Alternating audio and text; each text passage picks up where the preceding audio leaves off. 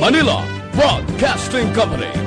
Sa balita, komentaryo, isyu, serbisyo publiko. Aksyon Radio. Sa Bacolod, Aksyon Radio. Aksyon Radio.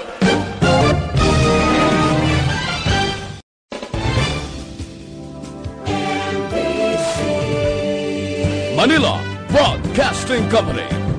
Sa balita, komentaryo, isyu, serbisyo publiko. Aksyon Radio. Sa Bacolod, Aksyon Radio. Aksyon Radio.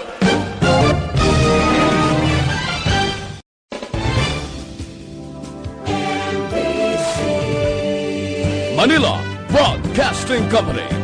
Sa balita, komentaryo, isyu, serbisyo publiko. Aksyon Radio. Sa Bacolod, Aksyon Radio. Aksyon Radio.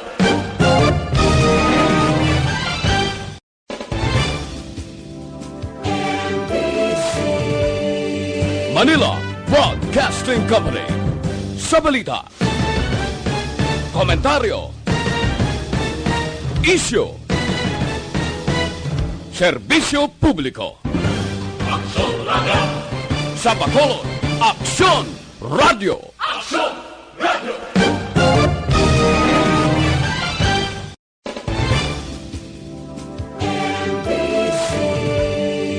Manila Broadcasting Company.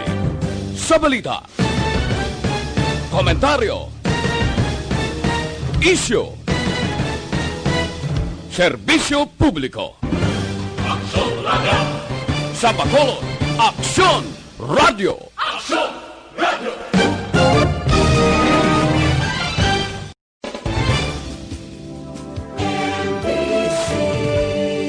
Manila Broadcasting Company. Sa balita, komentaryo, isyu, serbisyo publiko. Aksyon Radio.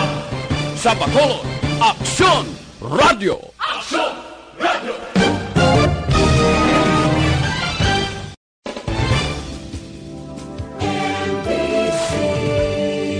Manila Broadcasting Company. Sa balita, komentaryo, isyu, serbisyo publiko. Aksyon Radio.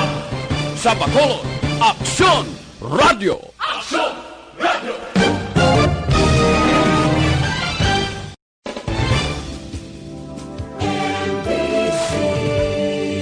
Manila Broadcasting Company. Sa balita, komentaryo, isyu, serbisyo publiko. Aksyon Radio. Sa Bacolod, Aksyon Radio. Aksyon Radio.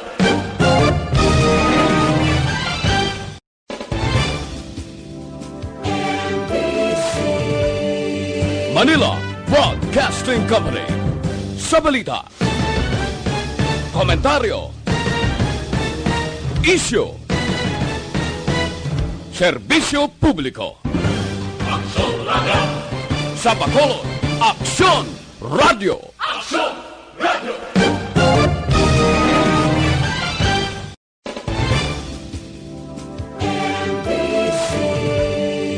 Manila Broadcasting Company. Sa balita, komentaryo, isyu, serbisyo publiko. Aksyon Radio. Sa Bacolod, Aksyon Radio. Aksyon Radio.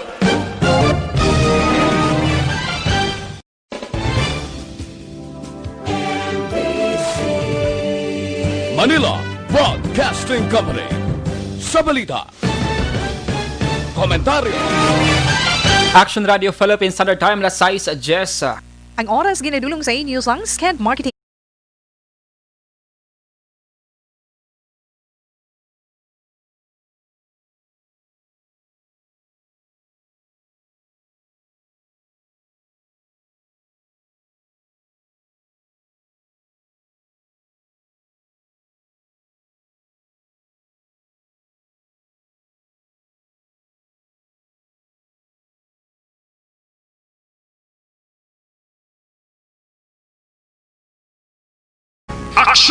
Balita Evening Edition.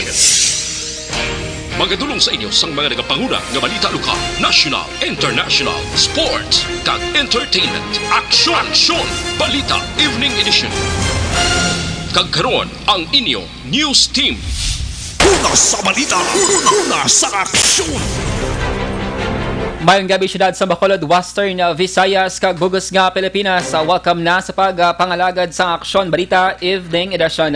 Karon nga adlaw Martes, Agosto 25 tuig 2020. Makitan kita live sa among official Facebook page kag sa YouTube channel ang Aksyon Radyo Bacolod, kag mabatian pa sa www.actionradiobacolod.com.ph. Kaming inyo mga tagbalita. Aksyon and Defensor. Kag Aksyon Day la Salazar para sa mga headlines sa una kita sa mga balita lokal. Duha sa anom kanadakpan sa bypass operation sang PDEA nag-positibo sa COVID-19. COVID-19 beds sa mga hospital sa Bacolod dugangan sang 80. Sa balita national, martial law ginrekomendar sa probinsya sang Sulu. Presidente Duterte iubos ang oras sa pagtapna sang korupsyon sa PhilHealth. Kag sa atong balita international, pagsaka sa kaso sa nagpositibo kang napatay tungod sa COVID-19 sa bugos nga kalibutan, naghinay magluwas sa Southeast Asia kag Eastern Mediterranean regions. Sa sports balita, PBA teams nagbalik na sa training umpisa subong nga adlaw. Kag sa aton balita entertainment, pajama photo ni Casey Concepcion na ginabaisan sa karon sa mga netizens. Una sa balita, una sa aksyon. Detalye sang mga balita lokal pagkatapos gid lamang sini.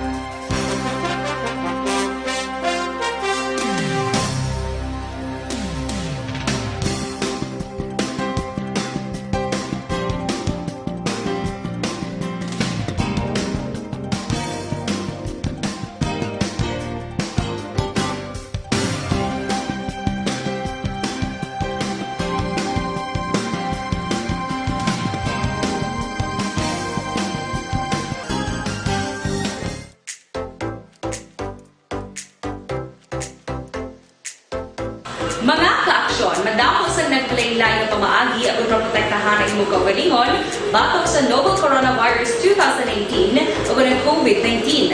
Isa sa mga pinaka-importante ang regular, safe, and effective hand hygiene gamit ang habon kag tubig o ng alcohol-based hand rub. Yan ang proseso sa paghugas ng gamot na rekomendado sa World Health Organization.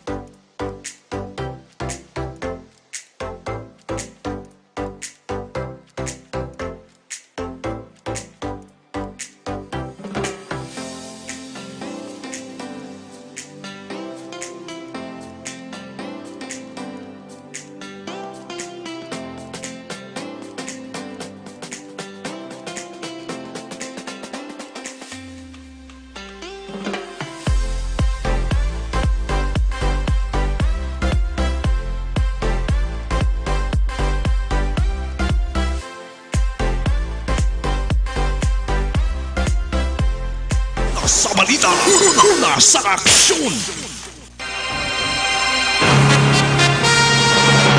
Lasay sa 19 Aksyon Radio Philippines Standard Time kagkaroon sa detalye na sang mga balita lokal. Nag-positibo sa COVID-19 ang 2 sa 6 ka mga suspect na ginakop sa Philippine Drug Enforcement Agency Negros Occidental sa drug bypass operation sa may barangay Banago, syudad sa Bacolod, tinalikdan nga simana. Sa interview sa Aksyon Radio, ginkompirmar ni BCPO spokesman Police Lieutenant Ariel Pico nga mga sospetsado kalakip na ang nag-positibo sa COVID-19 ang ginapreso sa custodial facility sang Police Station number 3. Sulo kay Pico, pagkatapos magpatigayon sa bypass operation ng PDEA Negros Occidental, nagpaidalo mamay ni sa RT-PCR test. Halos isa ka semana ang makaligad, ginbalikan sa PDEA Negros Occidental kag medical team ang 6 ka mga suspect kag ginpaidalo man sa swab test. Sa karon, gindala na sa facility quarantine ang 2 ka mga nag-positibo sa COVID-19 samtang nagpatigayon na sang disinfection ang Police Station number 3. Nagaulat sa karon ang kapulisan sang mando sang Bacolod City Health Office para sa patigayunon nga contact tracing. Ang subtest na yung mga PDEA personnel after sila nagkatap sila sa operation sa Banago. I just don't know kung anong resulta. Pero binbalikan nila nakadetain ang anong papriso sa Station 3 para iswap ang moto na guwa nga nagpositibo ang guwa. Nabatihan si Police Lieutenant Colonel Ariel Pico sang BCPO. Nagsaka na sa 5 ka mga agents ng Philippine Drug Enforcement Agency kung PDEA Negros Occidental ang nagpositibo sa COVID-19. Suno kay PDEA Negros Occidental Head Nicolas Gomez, ang mga nagpositibo sa COVID-19 ang nakaupod sa bypass operation niya ginpatigayon sa barangay Banago, syudad sa Bacolod sa adtong Agosto 12. Dugang pa ni Gomez, Lunes sang hapon sa nagwa ang resulta sa 2 ka mga agents nga lunsay nagpositibo sa COVID-19. Samtang sa bunga adlaw nagwa naman ang resulta sa isa pa ka PDEA agent nga nagpositibo man sa masakit. Ginpatag ni Gomez nga antes pa man makagwa ang resulta sa swab test, naka-isolate na ang mga PDEA Negros Occidental agents. Ang mga nagpositibo sa COVID-19 ang tanan asymptomatic. 7 naman sa mga agents ng PDEA ang nagnegatibo sa COVID-19. Kanibaluan nga 2 sa 6 ka mga suspect sa nagdakpan sa bypass operation ang nagpositibo man sa COVID-19. Samtang magadugang sang 80 ka mga COVID-19 beds ang mga pribado kag pampubliko nga hospital diri sa may syudad sa Bacolod. Edi ang commitment ni DOH Regional Director Marlene Convocar kay Congressman Greg Gasataya matapos ang pagsinapol sang ahensya sa mga hospital chiefs kahapon nga adlaw Lunes. Ginpahayag sa kongresista nga ginpalabot siya ni Convocar sa karon ang mga hospital sa syudad sa Bacolod ang mayara sang 175 ka mga COVID-19 beds. Kag ini ang madugangan sang 80 o kon kabugasan nga 255. Ang Corazon Ocsin Montelibano Memorial Regional Hospital nga may 60 COVID beds ang magahimo nga 97. Ang Bacolod Adventist Medical Center humalin sa 21 pakadto sa 27. Ang Riverside Medical Center humalin sa 22 pakadto sa 53. Ang Bacolod South General Hospital humalin sa 5 pakadto sa 17. Kag Doctors Hospital humalin sa 33 pakadto sa 34. Gain pahayag sa kongresista nga nagkomitman ng DOH Region 6 ang dugang nga 14 ka mga nurses para sa mga pampubliko nga hospital. Liwat nga nag-apilar si Bacolod City Mayor Evilio Leonardia sa National IATF nga suspend ang pagpapuli sa mga Bacolodnon LSI kag OFW. Sa isa ka statement, gitpahayag sang alkalde ang ila pangabay ang base sa nagasaka man nga kaso sa COVID-19 sa sulod sa isa ka semana o kon humalin Agosto 16 tugto 23. Nagsaka ang COVID-19 cases halin 513 pakadto sa 900 ka mga kaso o kon may 75% nga pagsaka. Suno sa alkalde, ginpahibaluman sila nga 7 ka mga hospital sa syudad ang wala na nagabaton sa COVID-19 patients bagod nalabot na ang maximum capacity. Dugang pa ni Lardia, naglalaman ang sitwasyon sa mga hospital mga nagadjutay ang medical kag iban pa o kon medical staff kag iban pa sa ila ang nagpositibo sa COVID-19 kag wala pa nakabalik sa trabaho samtang may iban nga nag-resign o kung nag-awol. Suno sa alkalde, may mga hospital nga may harap pa sang COVID beds pero wala na sang doktor o kung nurses nga nagatatap rason nga wala na nagabato ng hospital sang dugang nga mga pasyente. Sunod pa sa alkalde, nagdangat sa 400 ka mga Bacolodnon OFWs ay nag-abot sa Agosto 22 kag 23. Nagalaw naman ang alkalde nga liwat nga mabukas ang LGU sa mga LSI kag OFW matapos ang isa ka bulan. Sa dugang pa nga balita lokal, magapatuman sang strikto nga border control restriction sa hulag sa mga tao kag internal security ang syudad sang Victoria sagod malikawan na pagdamo sa kaso ng COVID-19 sa ilang syudad umbisa buwas nga adlaw Agosto 26 sa tubtob Agosto 31. Sa Executive Order kon EO number 40 series of 2020 nga ginpermahan ni Mayor Francis Frederick Palangka na petsahan Agosto 25, iya ginpahayag nga bangod sa makaalarma ang kaso ng COVID-19 sa syudad sa Bacolod, kagiban pa nga bahin sang Negros Occidental, kinahanglan ipatuman ang among mando agod mapunggan ang lapnagon nga kontaminasyon kag local transmission sa ila syudad. Tugutan namang makasulod sa Victoria City ang mga essential workers kag empleyado sa establishment o kon industriya sa syudad kag authorized persons outside residence o kon apur. Kinahanglan nga magpresentar sang valid nga negative RT-PCR certification ang mga returning Victoriahanon kag makig-angot man sa Victoria City IATF. Mag-i-issue naman sang ID ang barangay nga gamiton sa pag-access sa essential goods sa medical supplies sa tion sang modified GCQ. May iset up man nga barangay checkpoints sa mga barangay borders nga mo ang maga-inspection sa barangay ID kag work documents sang mga apur.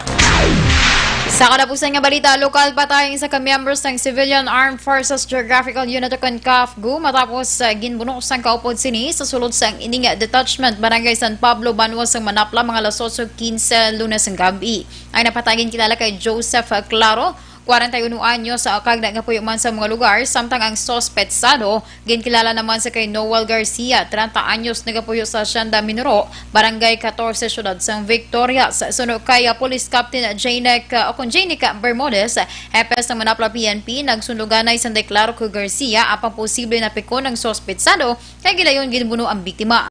Miningagaw pa nga madalas sa Teresita Halandon ni Provincial Hospital sa Syudad San Silay, apang gindeklara nga patay sa attending physician. Dugang pa ni Bermudez, ginausisa nila ang aligasyon nga nakainom sa makalubog nga ilim nun ang duwa, bangod wala pa man sa manakita nga ebidensya. Nagsungka naman ang sospek, Marta sang aga, kaginahulat sa nga otoridad kung may plano nga magpasaka sa nga kaso ang pamilya sang napatay. Una sa balita, una sa aksyon.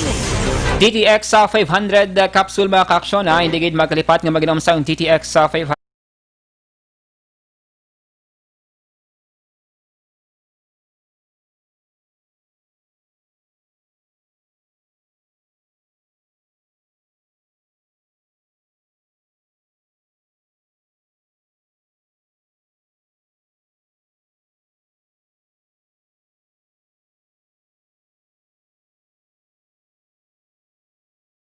Mga ka-aksyon, pinaka-importante nga halungan ginato ng aton man ikaayong lawas.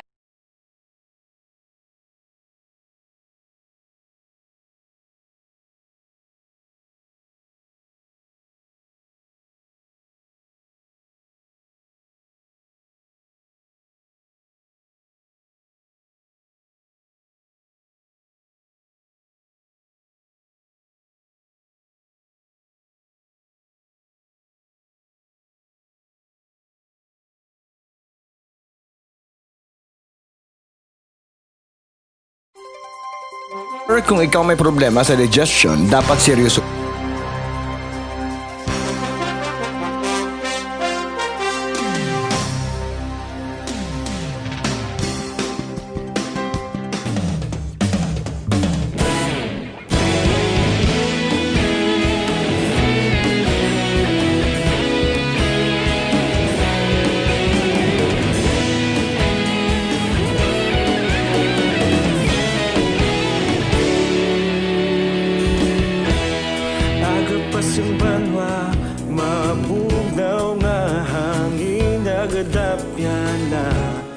Ikaw nang ginapamatian namon ginasanligan. Tingog sang probinsya, kamatuuran ginapalap na. Minsay nga may dala, paglaom kag kasanat. Tinuig na nagligan, ikaw gihapon ang ako nga istasyon. Sa pagbudlak sang adlaw, sa pagtuhaw sang biton. Mga balita nga dala inspirasyon. Aksyon radyo, bakolod man sa gihapon. Padayon aksyon radyo, bakolod saludo sa imo. Padayon aksyon radyo, salamat kisa pagserbisyo. Patas kag balanse, matuod nga mensahe, wala sang ginadampingan. Padayon aksyon radyo.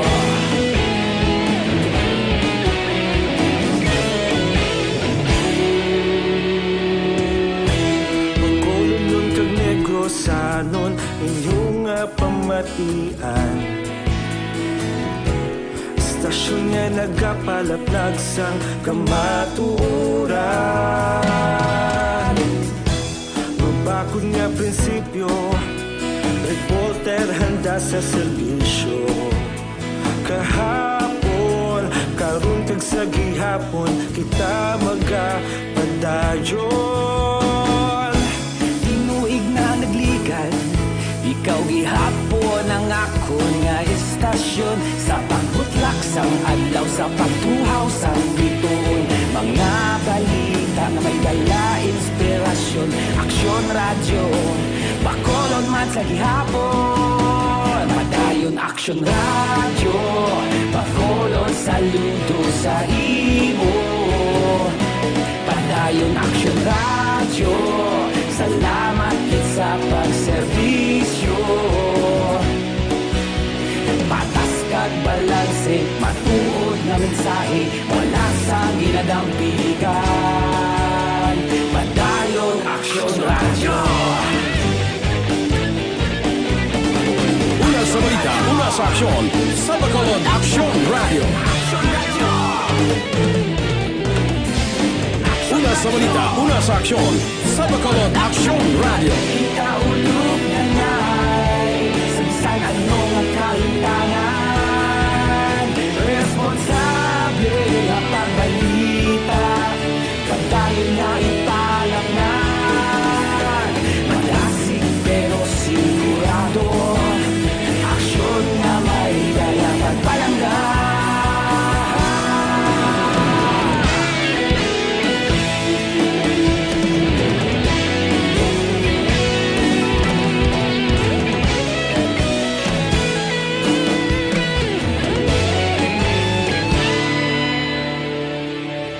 Padayon aksyon radyo, bakolod saludo sa imo. Padayon aksyon radyo, salamat gid sa pagserbisyo. Padayon aksyon radyo, bakolod saludo sa imo. Padayon aksyon radyo, salamat gid sa pagserbisyo. Patas kag balanse, matuod nga mensahe, wala sang ginadampigan. Padayon aksyon radyo.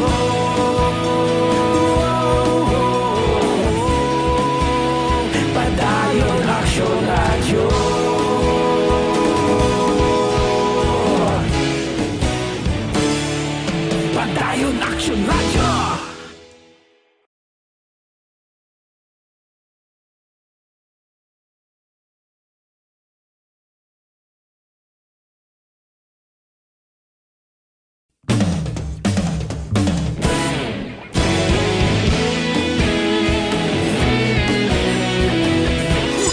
sa aksyon!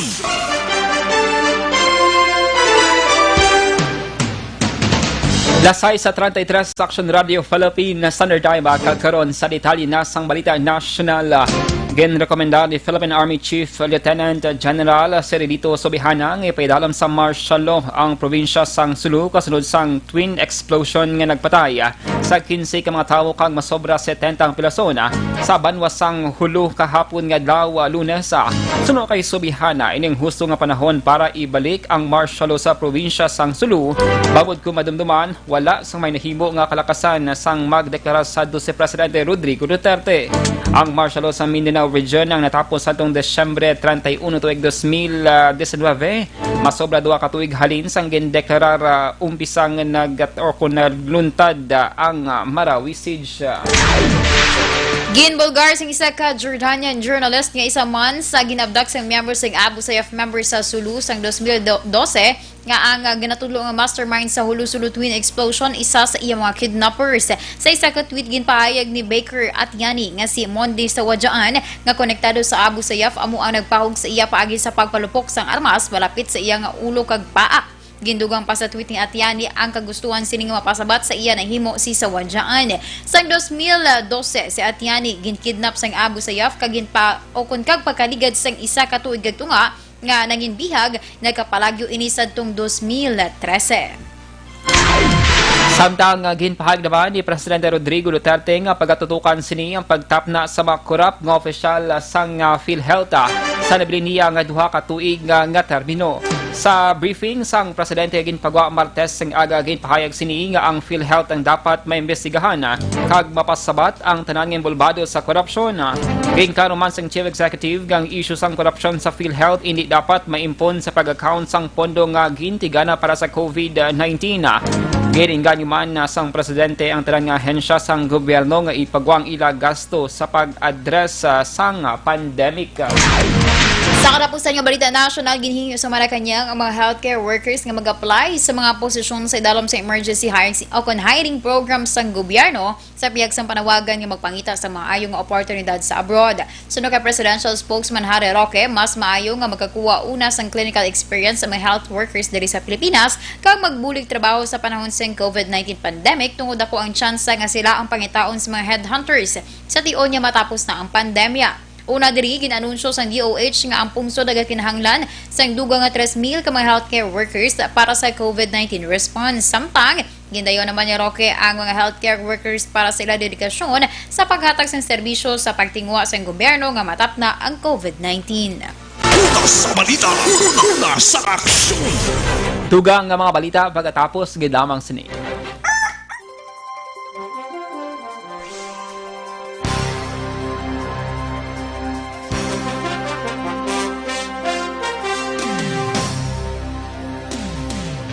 Sa dinami-dami ng usapin ngayon tungkol sa COVID-19, nangingibabaw ang tanong tungkol sa expanded testing. Ano nga ba ang expanded testing?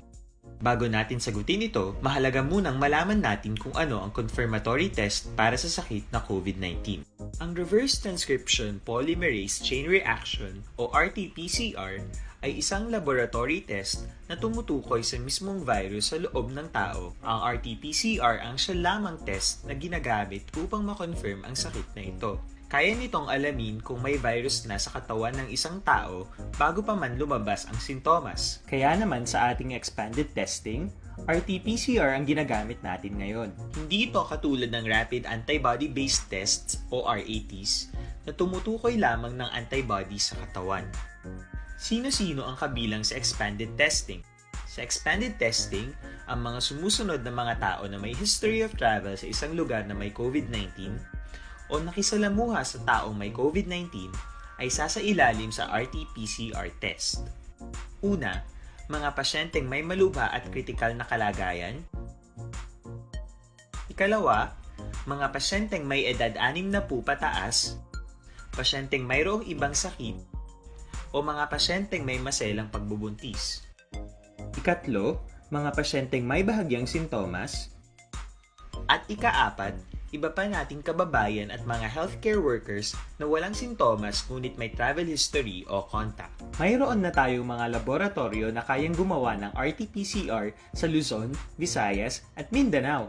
Sa kasalukuyan, layunin ng ating gobyerno na tumaas pa ang health system capacity ng bansa upang matest sina lolo, lola, kuya at ate na pasok sa populasyong kailangan ng testing. Ginagawa natin ito upang mabigyan ng tama at agarang atensyong medikal ang mga pasyente at para matukoy ang iba pang tao na nakasalamuha nila.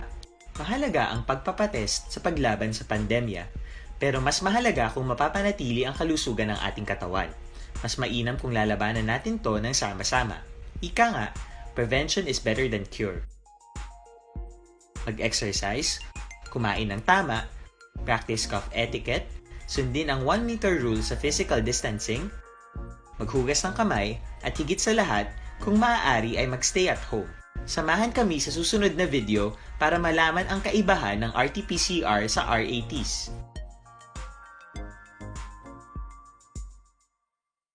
Sa dinami-dami ng usapin ngayon tungkol sa COVID-19, nangingibabaw ang tanong tungkol sa expanded testing. Ano nga ba ang expanded testing? Bago natin sagutin ito, mahalaga munang malaman natin kung ano ang confirmatory test para sa sakit na COVID-19. Ang reverse transcription polymerase chain reaction o RT-PCR ay isang laboratory test na tumutukoy sa mismong virus sa loob ng tao. Ang RT-PCR ang siya lamang test na ginagamit upang makonfirm ang sakit na ito. Kaya nitong alamin kung may virus na sa katawan ng isang tao bago pa man lumabas ang sintomas. Kaya naman sa ating expanded testing, RT-PCR ang ginagamit natin ngayon. Hindi ito katulad ng rapid antibody-based tests o RATs na tumutukoy lamang ng antibodies sa katawan. Sino-sino ang kabilang sa expanded testing? Sa expanded testing, ang mga sumusunod na mga tao na may history of travel sa isang lugar na may COVID-19 o nakisalamuha sa taong may COVID-19 ay sasailalim sa RT-PCR test. Una, mga pasyenteng may malubha at kritikal na kalagayan. Ikalawa, mga pasyenteng may edad 60 pataas, pasyenteng mayroong ibang sakit, o mga pasyenteng may maselang pagbubuntis. Ikatlo, mga pasyenteng may bahagyang sintomas. At ikaapat, iba pa nating kababayan at mga healthcare workers na walang sintomas ngunit may travel history o contact. Mayroon na tayong mga laboratorio na kayang gumawa ng RT-PCR sa Luzon, Visayas at Mindanao. Sa kasalukuyan, layunin ng ating gobyerno na tumaas pa ang health system capacity ng bansa upang matest sina lolo, lola, kuya at ate na pasok sa populasyong kailangan ng testing. Ginagawa natin ito upang mabigyan ng tama at agarang atensyong medikal ang mga pasyente at para matukoy ang iba pang tao na nakasalamuha nila. Mahalaga ang pagpapatest sa paglaban sa pandemya, pero mas mahalaga kung mapapanatili ang kalusugan ng ating katawan.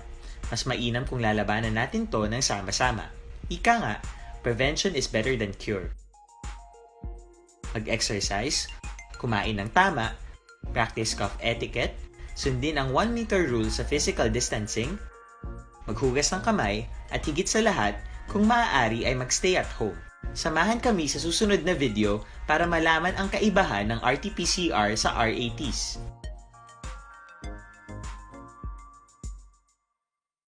Sa dinami-dami ng usapin ngayon tungkol sa COVID-19, nangingibabaw ang tanong tungkol sa expanded testing. Ano nga ba ang expanded testing? Bago natin sagutin ito, mahalaga munang malaman natin kung ano ang confirmatory test para sa sakit na COVID-19. Ang reverse transcription polymerase chain reaction o RT-PCR ay isang laboratory test na tumutukoy sa mismong virus sa loob ng tao. Ang RT-PCR ang siya lamang test na ginagamit upang makonfirm ang sakit na ito. Kaya nitong alamin kung may virus na sa katawan ng isang tao bago pa man lumabas ang sintomas. Kaya naman sa ating expanded testing, RT-PCR ang ginagamit natin ngayon. Hindi ito katulad ng rapid antibody-based tests o RATs na tumutukoy lamang ng antibodies sa katawan. Sino-sino ang kabilang sa expanded testing? Sa expanded testing, ang mga sumusunod na mga tao na may history of travel sa isang lugar na may COVID-19 o nakisalamuha sa taong may COVID-19 ay sasailalim sa RT-PCR test. Una, mga pasyenteng may malubha at kritikal na kalagayan. Ikalawa, mga pasyenteng may edad 60 pataas, pasyenteng mayroong ibang sakit, o mga pasyenteng may maselang pagbubuntis. Ikatlo, mga pasyenteng may bahagyang sintomas. At ika-apat, Sa aton Balita International, ang COVID-19 pandemic padayon nga nagalap-nag-apang ang pagsaka sa kaso kag napatay ang naghinayan sa bugos nga kalibutan magluwas lamang sa Southeast Asia kag Eastern Mediterranean regions. Base sa pinakaulihing epidemiological update sa World Health Organization, ang The Americas nagapabilin nga may pinaka-naapektuhan nga rehiyon. Sunod sa WHO, mas sobra sa 1.7 million ang bagong nga kaso sa COVID-19 kag 39,000 ang bagong nga napatay ukon may 4% nga pagnubo sa kaso kag 12% naman ikumparar sa na-record nga porsyento o kung ikumparar sa na-record sa mga napatay nagligad nga semana. Ang Southeast Asia, ikaduha nga pinaka-apektado nga rehiyon, naka-record sa 28% ka mga bagong nga kaso kag 15% naman ay napatay. Ang India, padayon nag-report sa mayoriya sa kaso, apang ang virus, padayon nagalapta naman sa Nepal. Una sa balita, una sa aksyon. Sa sports balita, matapos ang 6 kabulan, nakabalik na mga PBA team sa ilang training subong adlaw Martes ang Barangay Ginebra among pinakauna nga nagbalik sa gym para sa training. Sunod kay PBA Commissioner Willie Marshall, adlaw-adlaw na ang practice ang kada team nga nag-uumpisa alas 7 sang aga tubtob sa hapon kag ini ang ginapatigayon sa kada batch. Ginakalipay ni Marshall ang ini nga development nga masami nagapabutyag nga positibo ini sa gihapon nga matigayon pa ang nauntat nga PBA season. Ang mga teams ang dapat magsunod sa mga strict health kag safety protocol. May mga patigayonon man nga surprise inspection na ang talatapan sang Office of the Commissioner para masiguro nga masunod ang tanan nga patakaran. Plano ni Marshall nga magsulat sa National IATF nga nagapangabay sang permiso nga magpatigayon sang hampang sa bulan sang Setyembre antes nga mag-resume ang actual games. Una sa balita, una sa aksyon. Kag sa aton Balita Entertainment, ginabaisan sa karon sa mga Instagram followers ni Casey Concepcion ang panibago sining litrato sa social media. Ini matapos nga nag-post sa mga bagong litrato ang singer-actress sa iya IG account, kag isa diri ang nagakuha man sa atensyon sa mga netizens. Makitaan sa isa ka litrato nga kung hindi paghimutaran sa maayo, masalaan nga ang natuo nga dughan ni Casey ang kitanon, apang kung ini ang i-zoom, makitaan nga butkon ini sa actress. Apang ay nasambit nga litrato wala gin palampas sa mga netizen. May iba niya nagdepensa sa actress, kag may iba naman nga nagkomento sa mga negatibo. Una sa balita, una sa aksyon. Action Radio Philippines Standard Time las 6:46 sa inyo nabatian ang kabugusan nga mga balita sa Aksyon Balita Evening Edition. Karon nga adlaw Martes, Agosto 25, tuig 2020. Saliwat kaming inyo mga tagbalita. Aksyon and Defensor. Kag-Aksyon Day la Salazar. Una sa balita, una sa aksyon. Sa Bacolod Aksyon Radio. Life. Manila Broadcasting Company. Sa balita, komentaryo, isyu, serbisyo publiko. Aksyon Radio. Sa Bacolod Aksyon Radio. Aksyon!